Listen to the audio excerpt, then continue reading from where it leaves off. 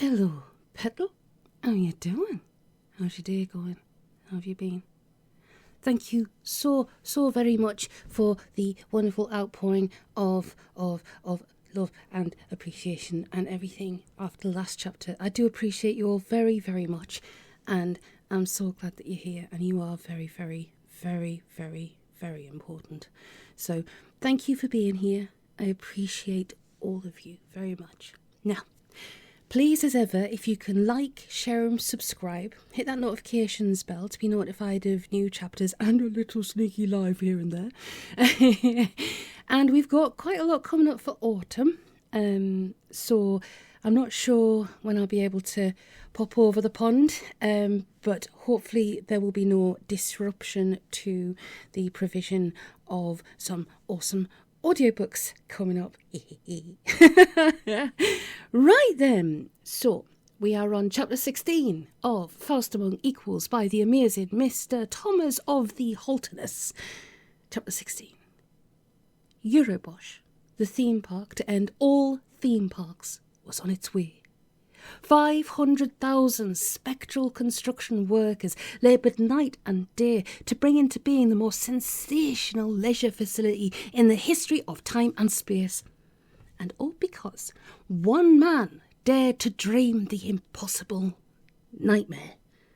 The man in question sat in the window of the site office, looking out over the muddy shambles and trying to discern any resemblance, however slight, to the vision of unalloyed nastiness he could see in his mind's eye. It wasn't easy. Take, for example, the helter-skelter. Now this took the form of a 70-foot-high hourglass, on which was seated a stomach-churning bird-headed demon, its feet improbably thrust into two wine jars, meditatively nibbling on the leg of a woman taken in adultery. On paper, it'd look fine.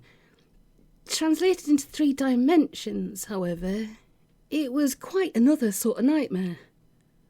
The basic structure hadn't been a problem. You've got your reinforced steel joists, your basic chipboard panels, your 60x30 sheets of galvanised. You bung those in with a few girders braced crosswise for rigidity. Everything fine so far. Next you put in your actual helter-skelter track, starting under the demon's armpit and exiting rather ingeniously through the raised rump of a sinner being hideously mauled by a 9-foot-high animated tree. No problem. The builder's merchants just happened to have a continuous spiral sheet of anodised aluminium long enough to do the job and going cheap owing to a cancelled order. It's then that the fun starts. Bird-headed demons are, to put it bluntly, a pain. You can go for your injection moulded propylene, but you can bet your life that the two halves won't fit flush, and for the price of just one moulding, you could afford to panel the Crab Nebula in French walnut. On the other hand, you can opt for good old expanded polystyrene, just so long as you're prepared to put up with bits crumbling off in wet weather and the whole bloody thing threatening to take off at high wind. Fiberglass would be too brittle because of the length of the adulteress's leg, and anything else is out because of the weight factor and or the aggravation of getting the son of a bitch thing installed without all the pointy bits getting broken off. Finally, you persuade the money men to lash out on the injection mouldings, only to find that the pattern makers are booked solid for the next 3 months, and when they eventually can get round to doing it, they've quarrelled irrevocably with the moulding contractors and refused to lift so much as a Stanley knife without 50% of the contract price up front. Just when you find all that out, and sorted out the building inspectors and the fire inspectors and the little arsehole from the planning department who's always whittering on about not exceeding the overall permitted height, the quantity surveyor, who plays golf with the company accountant who wants to see the whole project called off, tells the board that there's a firm down the road he knows who'd do the whole job for 40% less, including road haulage and wiring up the psychedelic lights. The moulding contractors are by now threatening to sue for breach of contract, and quite possibly the aluminium strip, which hasn't had its 3 coats of primer because the painters are waiting until the sound system's wired in, has turned all grey and flaky and needs to be replaced from scratch. Finally, The finance director drops by on his monthly tour of inspection and says, yes, love the basic concept, but really don't you think we needed a bit more, yucky? How about a couple of skull-headed snakes slithering up and down the main uprights? The phone rang. Ronnie Bosch, his eyes riveted to an outsized polystyrene eggshell just starting to work free from its anchor points on the side of the Ferris wheel, groped with his left hand and picked it up. Bosch, here? Ronnie. Bosch closed his eyes. You again, he hissed. For crying out loud, George. It really isn't the best time for me right now. Won't keep you a moment, old son. Just a little job I need some help with. Basically, all I need is... With fervour, Hieronymus Bosch told Lucky George what, in his opinion, Lucky George really needed. It was pretty far-fetched, anatomically speaking, but compared with some of the feats of engineering he'd pulled off in the last few months, it would probably have been a piece of cake. The project getting you down, huh? You could say that, George. Like, how the hell am I supposed to suspend a 700-ton plywood and fiberglass mandolin with worms crawling out of the soundbox 40 feet in the air without using an overhead crane because the planners say it'd be 7 feet too high for the surrounding environment? George laughed. Easy, he said. Look, all I really need from you for this little job of mine is... Easy? Sure. I thought you were joking when you said you were having a problem. You built the mandolin yet? Bosch laughed mirthlessly. Not much point, really, until I've sussed out how to fly the bastard thing. Great. You don't make it out of plywood, Ron. You make it out of rubber. Aluminium tube frame, reinforced rubber skin. Fill the bugger with helium and you're well away. Just make sure it's securely tethered with a few steel hawsers to stop it wandering off. Now, as I was saying... Bosch nearly dropped the phone. George, he said, that's bloody brilliant. Hang about. What about the volume-to-weight ratio on the worms? Because... There followed a few minutes of technical discussion, after which Bosch drew a deep breath and said, What was it you said you wanted? Got a pencil? Yes. Right, then listen. First I want you to drill me a hole in the bottom of the Marianas Trench. Bosch brought the pencil lead. Fine, he said. I just stroll out on my day off with a snorkel and a braddle, do I? Or shall I get the YTS lad to do it? Next, George went on, I'll need some nice tough hydraulic hose. He specified how much. And a steam turbine, Ron. Nothing fancy, just a good old-fashioned piece of kit to work the pump. I expect you've got something of the sort lying about in one of the engine sheds down at your place. I seem to remember there being all sorts of useful bits and pieces quietly rusting away down there. Get some of the men to give it a rub-over with a wire brush. It'll be right as rain. I'm not listening, George. I mean, thanks a lot for the tip with the balloon. I definitely owe you one. But this is... I think that's about it, George said, checking the list he'd scribbled on the back of a beer mat. No, sorry, I tell a lie. There's just one more major bit I need. Can you rustle me up a hydraulic ram? Hold on, I'll just give you the specifications. George! Bosch was about to give notice of putting the phone down when his professional curiosity got the better of him. George, he asked cautiously, what the hell are you planning to do with all this gear? George told him. Now, engineers are a bit like mountain climbers. Not in the sense of having bushy beards and no toes because of frostbite, but because the one thing they really can't resist is a challenge. You ask an engineer to change the washer on a leaking tap, and he'll tell you to get lost. Show him a design for making water roll uphill without pressure and drive a flywheel and ask him if he thinks it might work, and before you know it, he's reaching for his vernier calipers and his slide rule, and all you've got to do is decide whether you want the flywheel in pale fawn or avocado. You're kidding? No, I'm not, George replied. It's basically a very simple design. Big but simple. Do you think you can do it? Hieronymus Bosch hesitated, his mind a cemetery ridge of conflicting emotions.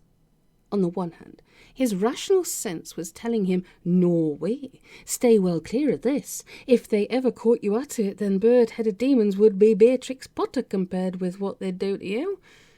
Louder and more insistent was the clamour in the jeans, Man the toolmaker whispering.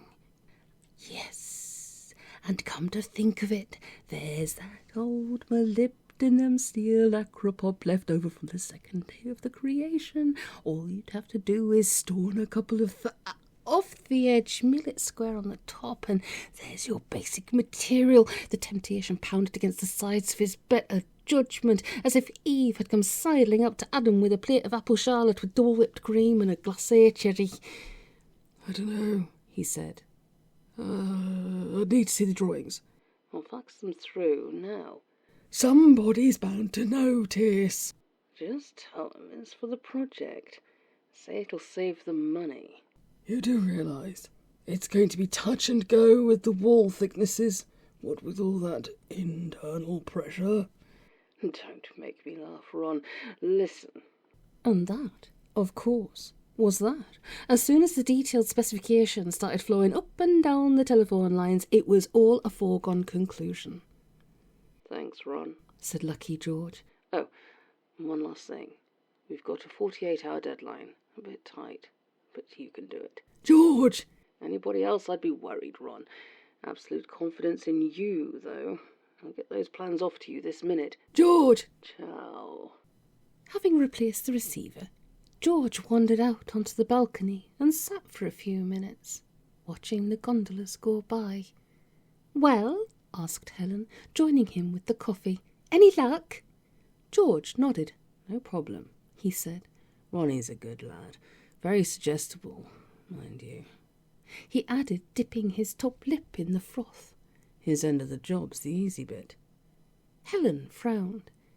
By easy, she said, after a moment's thought, you mean extremely difficult, don't you? Difficult? George shook his head. Piece of cake to a man with the facilities at his disposal that Ronnie's got. He sighed. Good Lord, if I could lay my hands on all the plant and machinery he's got to play about with, I could... Helen smiled indulgently and removed the sugar bowl from which George had been absent-mindedly saturating his coffee for the last 15 seconds.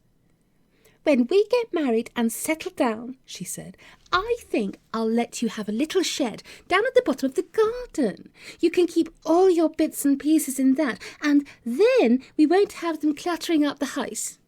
Below their balcony, the olive-drab waters of the Grand Canal rubbed cat-like against the piles on which the house rested.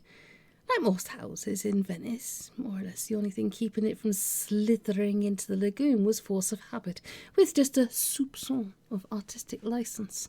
George had bought it as a pied à eau some 416 years ago, and one of the many things he was looking forward to, once this dratted Lundqvist business was out of the way, was chasing up the descendants of 12 generations of tenants for quite substantial arrears of rent. This house you keep on about, he said. It's going to be terribly inconvenient, do you realise? What is? Having to step over my dead body every time you go through the front door. Nonsense, Helen replied. I'll have a little bridge built over you. All right, George said, stifling a yawn. If you're so dead set on having a house. What's wrong with this one? What? This place? Why not? It works, it does the job, it's got 4 walls, and I'm pretty sure I saw a roof lying about somewhere the last time I looked. Don't be silly. Oh, George shrugged. Anyway, that's a bit academic, really. Just at the moment, what with Lundqvist still on the loose and everything. Strictly between you and me, that chap's beginning to get on my nerves. You don't say. George nodded. All right.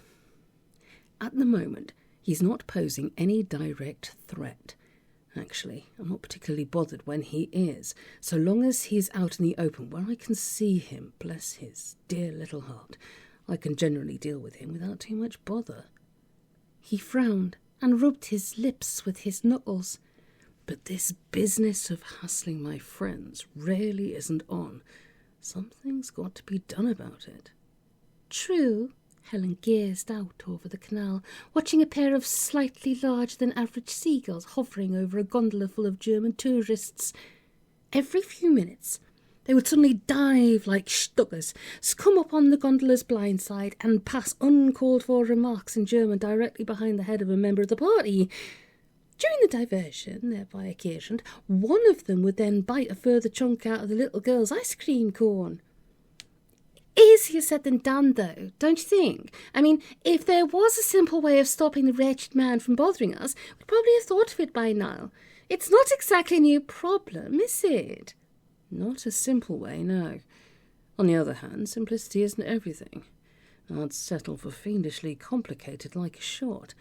If only I could think of something.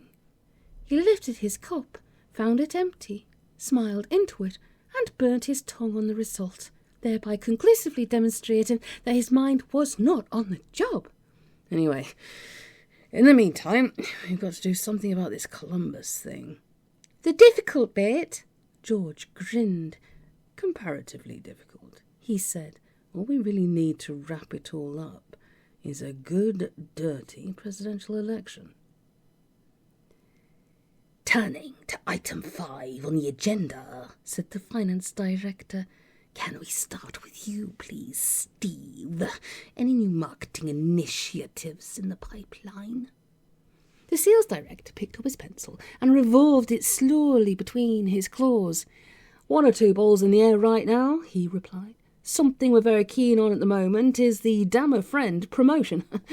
He turned to face the projector screen and picked up the remote control. Just to remind you of the basic thinking on this one, the idea is that if you, the punter, can bring about the damnation of a fellow human being between the 1st of February and the end of May, you win a recurring dream holiday for 2 in the guilt complex of your choice. This one works particularly well as we've got a very substantial stockpiles of guilt at the moment, and we don't seem to be getting through the stuff nearly as quickly as we used to. I blame the psychiatrists, interrupted the personnel director, waking from a light doze. Damn interfering little sods, always smacking up perfectly good personality disorders and stopping people murdering their fathers. Heaven's too good for 'em, if you ask me. Thanks, Denise. Anything else, Steve? Got anything lined up for the winter season? Ants!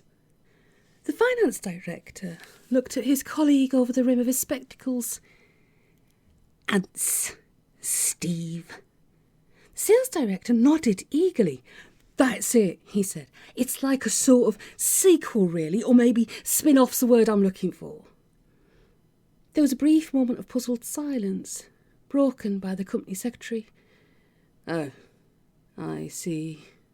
You mean as in Lord of the... Nice idea. The sales director nodded his head in acknowledgement.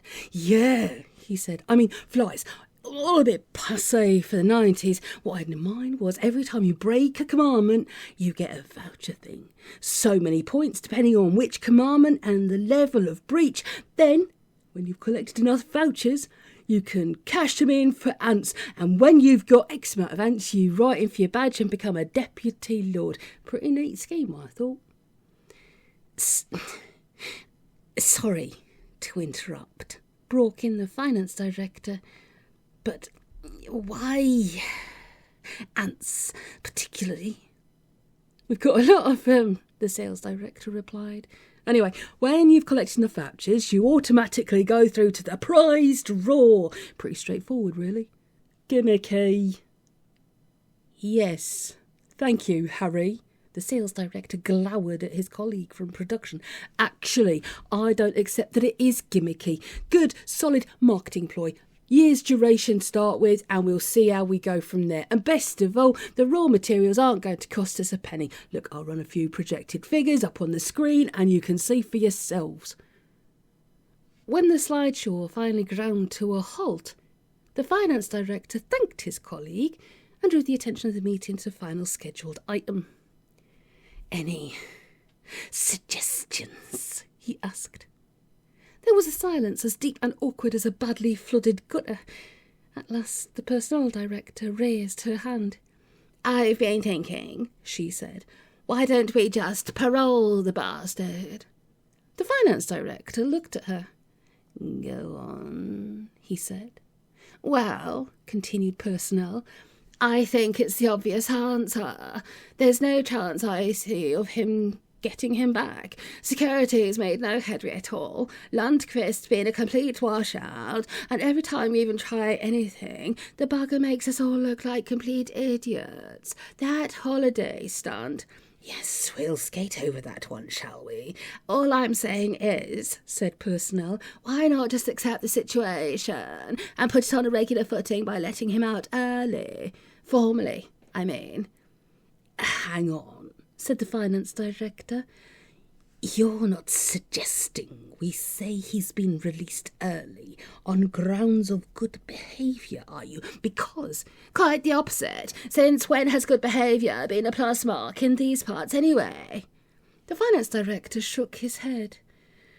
Good idea, in its way, Denise, but unfortunately not possible, not up to us. Parole. We can recommend, of course, but in the circumstances... Oh, I don't know, interjected the sales director. Look at it this way. If the guy's basically virtuous and good and fit to be at large, naturally it stands to reason he'd want to be out of here as soon as possible. I mean, the place is simply crawling with villains. You could get into bad company. I'm all for it myself. No, said the finance director, and that's final. Well, I think that just about wraps things up. No, just one more item. EuroBosch. A slight ripple of pleasure lapped around the boardroom table. It was the one project everyone approved of. Very high profile, very prestige, very image enhancing, very us. The finance director cleared his throat.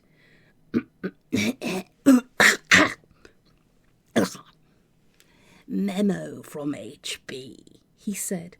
Apparently, he wants permission to... The finance director squinted at the paper in front of him. To drill a hole in the bottom of the sea somewhere off America. Install a steam turbine on number 6 furnace, and... You know, his handwriting is abysmal, and he says there's a bit of old metal rod he wants from out of the bonded stores. He doesn't say what he wants it for, but I, for one, wouldn't understand if he did. Any objections? Thick as autumnal leaves that straw the brooks in Vallombrosa, where the Etrurian shades high overarched embower, the directors shook their heads. Narrator's note, flipping Henry, was that necessary? I nearly needed a safety net and a bungee cord for that one. I digress. Until the boardroom resembled nothing so much as a display of car rear window ornaments produced by the design team for Alien. If Ronnie wanted it, Ronnie could have it.